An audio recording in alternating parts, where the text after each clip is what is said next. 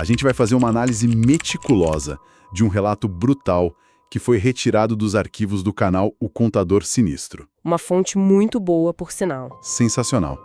E a nossa missão aqui é investigar esses horrores, tanto os de natureza quase sobrenatural, quanto os absurdos biológicos que foram testemunhados no isolado Posto 14, lá nas profundezas da Amazônia. É uma história que força a gente a olhar para as sombras da floresta e questionar o que realmente domina aquele lugar. Sem dúvida. Mas antes da gente entrar nos detalhes dessa noite de gelar o sangue, um pedido rápido para todo mundo que está ouvindo a gente. Não esqueçam de se inscrever no canal Arrepiei, para fortalecer. Isso aí, pessoal. É rapidinho e ajuda muito a manter as nossas explorações vivas. Então se inscreve lá. Bom, para que essa investigação faça algum sentido, a gente precisa primeiro estabelecer com quem a gente está lidando. Exato, porque quando a gente ouve histórias de criaturas na floresta, o ceticismo natural logo sugere que foi, sei lá, um truque de luz ou fadiga. Ou só alguém inexperiente que se assustou com uma capivara, né? Pois é, mas a fonte desse relato estilhaça essa desculpa. A gente está falando do Roberto Cavalcante, 44 anos, biólogo formado pela Universidade Federal do Acre. O cara tem bagagem. Muita. Ele não é só um acadêmico de laboratório.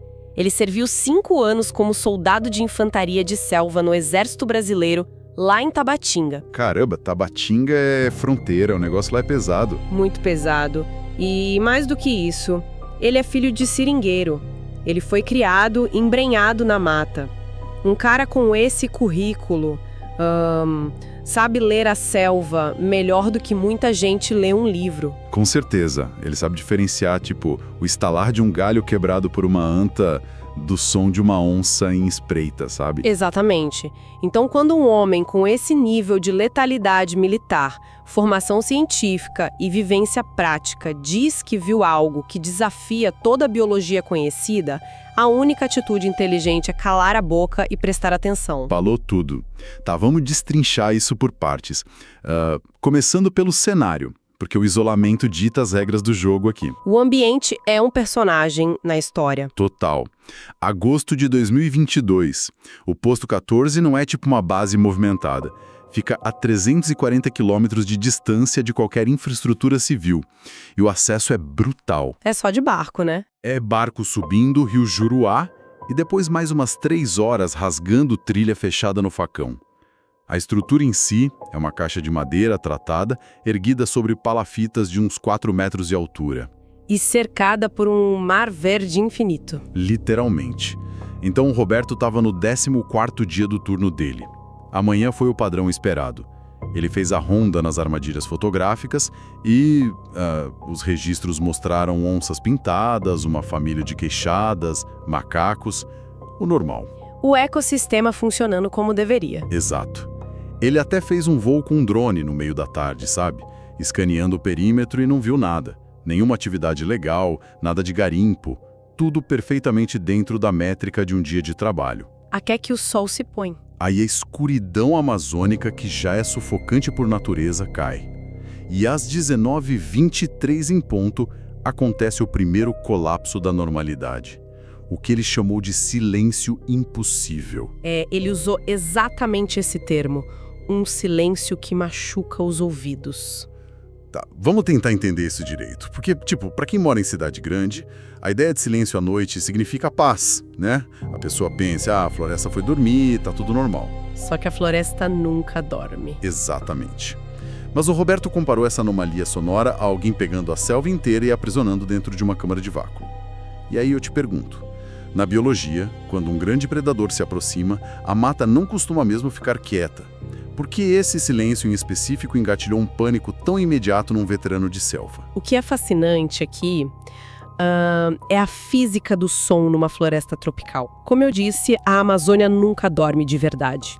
O que acontece é uma troca de turnos. Como assim? A biofonia da floresta, que é o som gerado pelos organismos vivos, ela cria uma parede acústica ininterrupta. São sapos, grilos, dezenas de espécies de cigarras, o farfalhar dos mamíferos noturnos. É uma barulheira constante. Exato. Tudo isso gera uma pressão acústica que o nosso ouvido acaba se acostumando a filtrar. É verdade que se uma onça passa, os animais naquele raio de ação ali ficam em silêncio ou emitem chamados de alerta. Mas é um silêncio muito localizado. Entendi. É tipo um bolsão de silêncio acompanhando o bicho. Isso. Mas o que o Roberto sentiu foi diferente. Foi o desligamento total e simultâneo de todas as frequências acústicas em quilômetros. O vácuo absoluto. E isso causa uma queda brusca de pressão atmosférica que altera a percepção sensorial do corpo. Nossa, ele relatou que só vivenciou essa ausência opressiva de som uma vez na vida, né? Uma fração de segundos antes de um terremoto de magnitude 4,7. Sim, lembro dessa parte. E o detalhe mais assustador é que os instrumentos meteorológicos da base estavam perfeitamente normais. Pois é, não tinha queda de pressão real, não tinha tremor tectônico vindo. E esse é o núcleo do horror. A física do ambiente não tinha mudado, mas os sentidos dele e de toda a fauna local entraram em colapso simultâneo. Que loucura. Isso indica que a presença que entrou naquele território não inspirou só aquele medo instintivo de um predador, mas um terror paralisante absoluto, algo antinatural que interrompeu até mesmo o canto dos insetos. Bizarro. E olha, essa redoma de vácuo dura até as 20h41. E é nesse horário exato que a anomalia ganha voz. O primeiro som vem do igarapé, a cerca de uns 400 metros de distância. E o som não faz sentido nenhum, né? Nenhum. O relato descreve um barulho que, assim, não se encaixa em nenhuma taxonomia conhecida. Começa como um grito bem agudo, desce para um rugido gutural muito denso e finaliza com um assovio longo. E esse assovio termina num clique seco. Um clique. Parece até comunicação de golfinho ou algo assim. É, bizarro.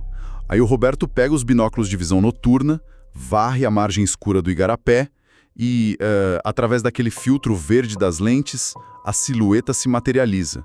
E a descrição que ele dá é um verdadeiro pesadelo morfológico. Porque simplesmente quebra regras evolutivas básicas. Regras que definem o que um animal terrestre pode ou não pode fazer. Sim, a criatura sai da água e se ergue. Ela não precisa se encostar em um tronco para ficar em pé, ela assume uma postura ereta, perfeitamente equilibrada sobre duas pernas e, cara, batendo na marca de 1,90 m de altura. Gigante? E as pernas são digitígradas, ou seja, ela pisa sobre os dedos, com os joelhos dobrados para trás, tipo a estrutura traseira de um cachorro ou um lobo. Mas os braços são absurdamente longos, descendo quase até a linha dos joelhos. E as mãos? As mãos. O biólogo foca nas mãos. 5 dedos separados, muito longos, com articulações super aparentes, terminando em garras bem grossas. E o crânio é elevado, abobadado de um jeito que nenhum felino tem. E os olhos refletem a luz num tom âmbar, posicionados bem na frente do rosto. Uma mistura de características que não faz sentido junto. É aqui que a coisa fica realmente interessante. Porque... eu vou fazer o advogado do diabo agora. Manda. Se a gente considerar a privação de sono, a escuridão absoluta e o estresse gigantesco do momento, não poderia ser tipo só um caso extremo de gigantismo numa onça pintada que de repente só levantou sobre as patas traseiras para inspecionar o barranco? Olha, é o primeiro instinto analítico, né? Tentar enquadrar o absurdo em algo familiar para a mente não surtar. Mas se a gente aplicar a biomecânica sobre a descrição que ele deu, essa hipótese do felino desmorona bem rápido. Por quê? Porque um quadrúpede estrito, como uma onça, não tem a pelvis projetada para sustentar a coluna verticalmente de forma eficiente. Quando eles se erguem assim, o peso do corpo esmaga a lombar, o que gera aquele balanço lateral trôpego, bem desajeitado, sabe? Ah, é tipo quando um urso fica de pé, que parece meio torto. Exato, mas o relato do Roberto enfatiza a rigidez e o equilíbrio perfeito. A criatura não estava fazendo nenhum esforço para ficar de pé. Aquela era uma das posturas naturais de locomoção dela. Caramba.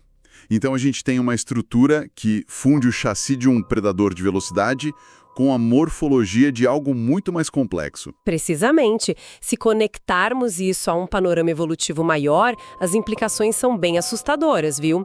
Porque pernas digitígedas funcionam como molas comprimidas. Como assim? Elas armazenam energia cinética para dar arrancadas explosivas, como a gente vê em lobos. Aí você soma isso com olhos na posição frontal, que conferem visão binocular. E isso é o hardware necessário para calcular a profundidade e rastrear a presa em movimento. Predador de topo. De topo. E o mais perturbador de tudo isso, as mãos articuladas de 5 dedos. Na biologia, a natureza não gasta energia evoluindo dedos longos e separados, a menos que a espécie precise manipular o ambiente de forma fina. Tipo usar ferramentas? Ou abrir coisas, destrancar coisas. Isso sugere fortemente a presença de uma anatomia tátil complexa, talvez até um polegar opositor. A gente está falando do casamento aterrorizante entre a explosão letal de um superpredador territorial e a capacidade de destreza motora de um primata superior. Meu Deus, isso lança uma luz totalmente diferente sobre o comportamento que a criatura teve durante o resto da madrugada. Sim, porque não foi um ataque animal padrão. Não foi. Ela não ataca o posto num frenesi de fome, babando e arranhando a porta sem direção. Ela realiza um verdadeiro teste de estresse na engenharia do posto 14. É assustador. Demais. O Roberto escuta a criatura arranhando metodicamente a madeira tratada dos pilares lá embaixo das palafitas. E em seguida ela escala para o telhado, mas não correndo. São passos super calculados. Um passo, pausa. Outro passo. Uma distribuição de peso cautelosa. Sim, como se estivesse medindo a resistência das vigas. E quando ela destrói o pequeno armazém de suprimentos no solo, ela não faz isso por raiva cega. Ela abre caixas, ela rola tambores, examina os objetos. Ela está procurando ativamente. E esse comportamento prova que não estamos lidando com um sistema nervoso impulsionado só pela amígdala cerebral, que é a parte que controla o lutar ou fugir e a fome primitiva. Tem algo mais ali. Muito mais. O que o relato descreve é um comportamento investigativo guiado por um córtex pré-frontal altamente desenvolvido. Avaliar a integridade estrutural de uma fortificação exige uma compreensão básica de física de materiais, cara. O predador está calculando risco contra recompensa. Tô chocado. E olha, essa inteligência atinge o ápice tático na noite seguinte, porque o Roberto passa todas as horas de luz do dia barricando o posto. Ele relata no rádio um comportamento animal atípico e pede evacuação. A tensão devia estar massacrante. Imagina, o cara no meio do nada. E aí, às 19h18, o rádio engasga em estática. E aquele vácuo acústico sufocante despenca sobre a selva mais uma vez. De novo. De novo. Só que a dinâmica mudou. Não é mais uma incursão solitária. O Roberto destranca o alçapão, rasteja para fora e se posiciona de bruços no telhado plano, segurando a espingarda 12. E aí, com o binóculo, ele vê a estratégia se desdobrar. Essa parte é de arrepiar. É um pesadelo. 3 criaturas rompem a linha das árvores. E elas não se amontoam. Elas se dividem e formam um triângulo perfeito ao redor das palafitas, cobrindo os flancos. Formação militar. Total. A primeira de 1,90 m fica a nordeste. Uma menor, de 1,60 m se fixa a oeste. E do sul, emerge uma colossal, cara, ultrapassando os 2 metros de altura, com uma massa muscular imensa. E elas fecham o perímetro e, de repente, elas congelam. Ficam imóveis. Absolutamente imóveis, olhando para cima direto para o homem deitado no telhado. E isso dura 40 minutos. 40 minutos de estagnação total, ninguém se mexe. Olha, se a gente parar para pensar no nível de contenção necessário para sustentar essa cena, o que causa calafrios não é nem o tamanho das ferras, mas o domínio absoluto da guerra psicológica. Como assim? Na natureza, um predador que tem a presa encurralada, ele ataca. A adrenalina toma o controle e ele vai para cima. Manter 3 predadores formidáveis em imobilidade absoluta por 40 minutos exige uma disciplina férrea. Sabe, elas estão delegando zonas de controle e induzindo a fadiga mental no alvo. É uma tática de desgaste, então. Exatamente. Elas querem que ele cometa um erro impulsionado pelo pânico, que ele atire no escuro, gaste munição ou tente fugir. Faz todo sentido. E a ruptura acontece justamente quando o maior deles emite um som grave, vibratório, tipo o motor de um carro em marcha lenta. Imediatamente, as outras 2 criaturas respondem. É uma diretriz clara de combate. O sinal de ataque. Isso. Elas caem sobre as 4 patas e começam a orbitar o posto numa velocidade que ele descreveu como borrões escuros, se movendo tão rápido que o olho humano perde o rastreio. Incrível a agilidade para um bicho desse tamanho. Mas a real é que tudo não passava de uma distração perfeitamente coreografada. O objetivo era tirar a atenção dele do eixo principal. E aí uma delas usa o ponto cego para escalar verticalmente a estrutura, que é o que culmina no choque brutal da nossa abertura, né? Quando o Roberto dispara a queima-roupa no rosto da anomalia. Esse ataque em 2 frentes é genial e aterrorizante. Uma força de distração horizontal em alta velocidade e uma incursão furtiva vertical. Isso demonstra um grau de coordenação de esquadrão que rivaliza com unidades táticas humanas. Sem tirar nem pôr. Elas testaram a defesa no primeiro dia, identificaram o telhado como a posição de vantagem da presa no segundo dia, e aí executaram um plano perfeito para neutralizar essa vantagem. E o que deixa a gente com aquele gosto amargo de choque na manhã seguinte é a limpeza do campo de batalha. O impacto do disparo deveria ter deixado um cadáver de quase 2 metros estirado lá na lama. Mas quando o sol nasce, o Roberto desce as escadas e só encontra a madeira lascada e uma poça maciça de sangue escuro. Sumiram com o corpo. Sim, havia um rastro profundo em direção à mata escura. As criaturas levaram a própria baixa embora. Não existe corpo nenhum. E quando o barco da Polícia Militar Ambiental finalmente atraca ao meio-dia para o resgate, a cena fala por si.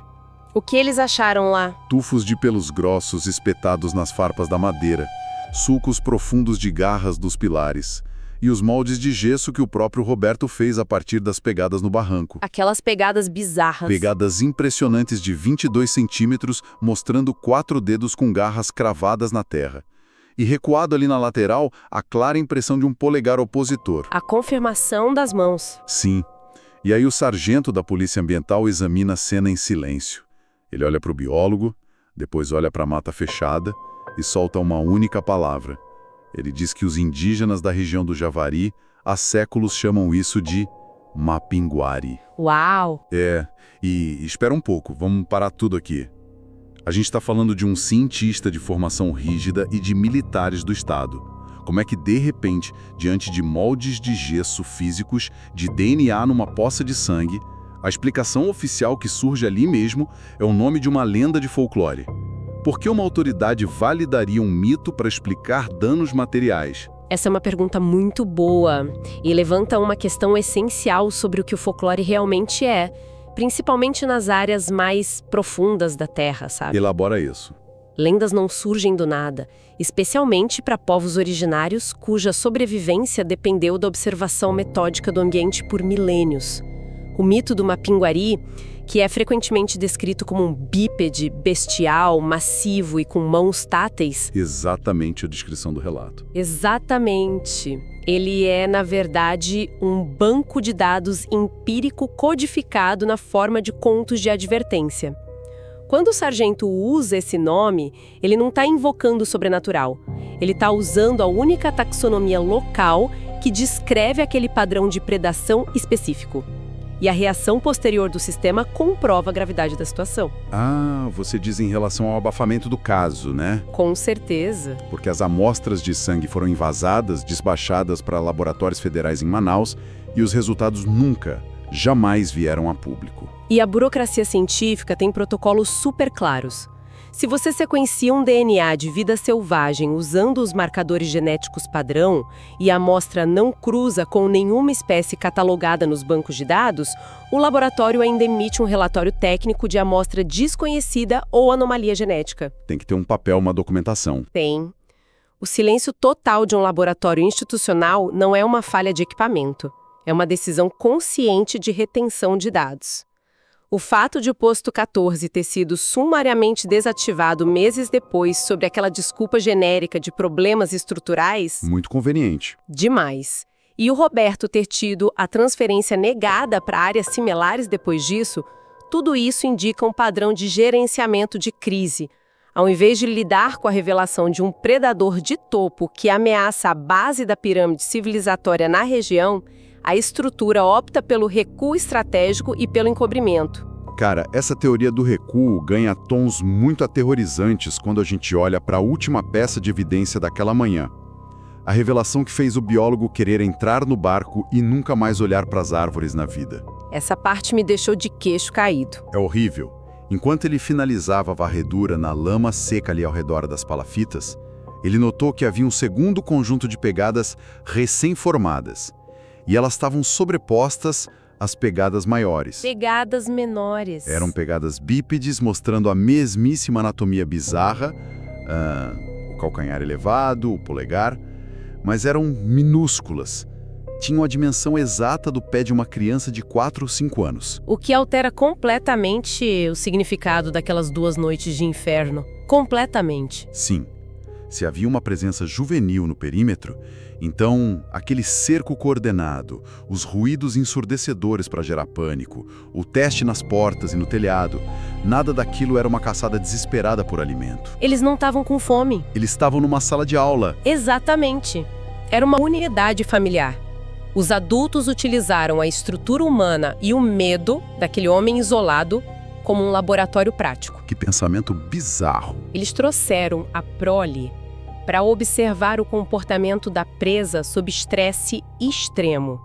Eles estavam ensinando na prática como desmantelar defesas construídas, como mapear pontos cegos de uma cabana e, principalmente, como quebrar a mente humana antes mesmo do confronto físico começar. Nossa, é uma conclusão que dá nós no estômago, sério. A gente muitas vezes se blinda com essa sensação de segurança moderna, né? A gente confia cegamente na iluminação de LED das ruas, nas trancas das nossas portas, na onipresença do Wi-Fi, e a gente acredita piamente que o ambiente selvagem foi dominado. Que virou só documentário na televisão. Isso. Mas relatos hiperdetalhados e embasados como esse do Posto 14 arrancam esse véu de proteção de uma vez. Eles expõem a verdade de que, gravado na parte mais profunda do nosso código genético, a gente ainda é a mesma presa frágil da pré-história. Sem dúvida. Nós temos medo do escuro porque, estatisticamente e biologicamente, coisas com olhos focados para frente e mentes estratégicas caçam no escuro. E se expandirmos esse pensamento para um cenário futuro, a perspectiva fica ainda mais sombria, viu?